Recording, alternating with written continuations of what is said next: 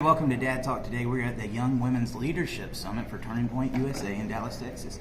And I am here with Miss Kari Lake. Kari, how you doing? I'm so great, and I'm so happy to be here with you. Yes, ma'am. So you are running for governor of Arizona? I am. I announced about a week and a half ago, and I recently resigned from the media because it had become really unethical, and I just didn't feel good about it anymore.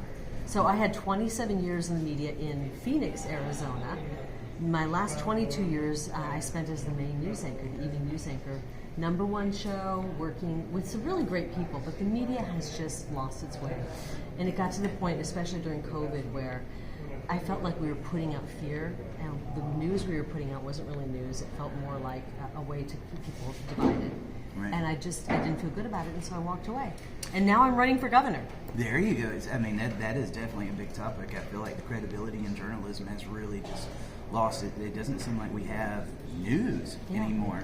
I know, it's sad. It's there's a lot of activism going on, and unfortunately, this activism I think is pushing some very anti-American sentiment. It's pushing sentiment that keeps us at each other's throats rather than trying to bring us together. And especially during COVID, I didn't think that the media was putting out helpful information to help us get through. Right. It was a lot of scare news. So I'm thrilled to be out of the media. And my next big thing is I'm running to be governor of Arizona. We are on the precipice of turning into California. Right. And I feel that I am the Republican who could win and then go on to beat the Democrat who's in the race. And I'm very worried about the Democrat running because she's kind of like a Gavin Newsom. Okay. And we don't need that in Arizona. Right. And, you know, one of the big issues we talk about is the fatherless issue. I believe the breakdown of the nuclear family has been a target for quite some time now. But you got an interesting story. You told me that you were raised by your dad. I was. Could you tell us a little bit about that? Yeah, my parents were divorced like many other families.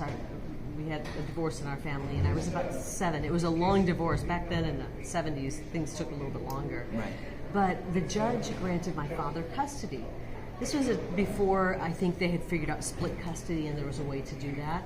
I think back in the early 70s when divorces were going on, they just said, you're going to get it or you're going to get it. And he really struggled with that decision, the judge did. We heard many years later, somebody ran into him and he said, I struggled with that decision. We had 8 girls and 1 boy in my family. Oh, wow. And so my dad got custody. And I will tell you this and I love my mother. My mother was wonderful, God rest her soul. And both of my parents sadly are deceased. But as a woman, as a girl, it's so important to have a father in your life. I'm a big believer that moms play a critical role, especially in the first 4 or 5 years when you need that nurturing and that comfort of a mom. But after that, for a woman, for a girl, the dad is so critically important in a girl's life.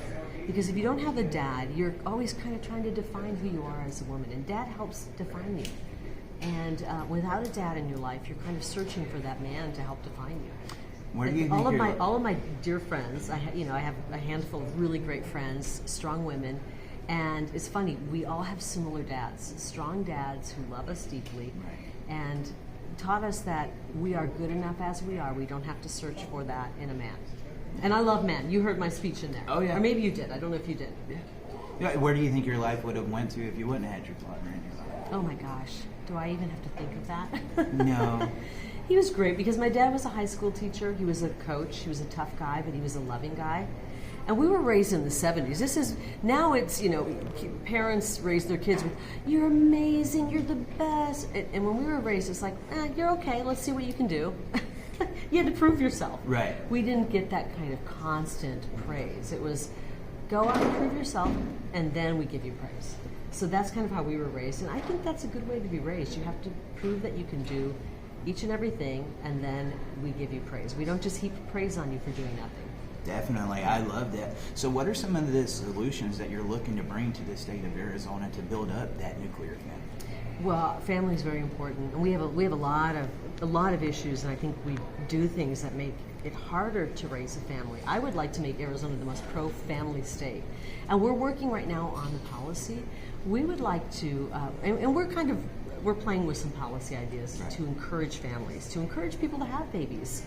We want to be able to see mom or dad decide to stay home, maybe make it easier for one parent to stay home where you're not just having kids and putting them in daycare. Maybe give families some help so that mom can stay home, dad can work, vice versa, but at least have that nuclear family stay together. Because so often when you have a financial problem, one little financial problem causes such a rift in the family that they end up breaking up. And so we want to see families keeping together. We have a lot of policies we're working on, but at karilake.com, KARILAKE.com, and you'll see a lot more of our family policy coming together, and that'll be up very soon. I know you just listed your website. Are you on any social media or anywhere that people can keep Yes, up? I'm on Facebook. Well, hopefully I remain on there. You know how they're treating conservatives these days. Oh, we're getting it pretty bad. You are? Oh yeah, so like we had Ted Nugent a couple of nights ago, and our page has 275,000 people on it. They sent it out to 600 people was our reach, and then we got like a thing for sensational content. Because you had Ted Nugent on. Well, because we had Ted Nugent, it's just not just Ted. Our ratings were doing really good, and we went to CPAC, had Dr. Ben Carson, some of the other people on, and we just watched it. Yeah. You know, they're not pushing They it out shadow there, ban and you. unfortunately, they have the power to do it. I know. We have to stop that.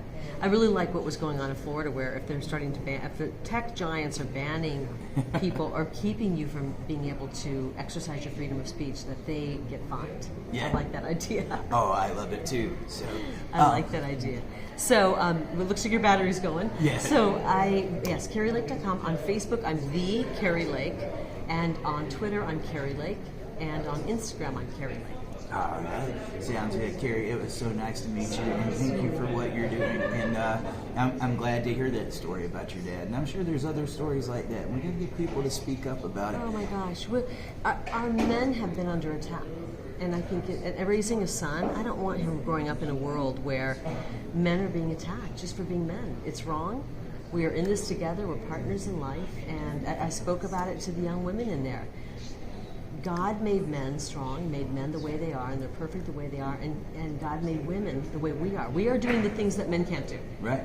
And you're doing the things that we can't do. And that's okay. That's perfect. That's okay. God made it perfect, didn't he? He did. We don't need to try to reinvent it. That's right. Nice to meet you. It's so Thanks nice for having to meet me you. on. Thank you, Kari. All right, guys.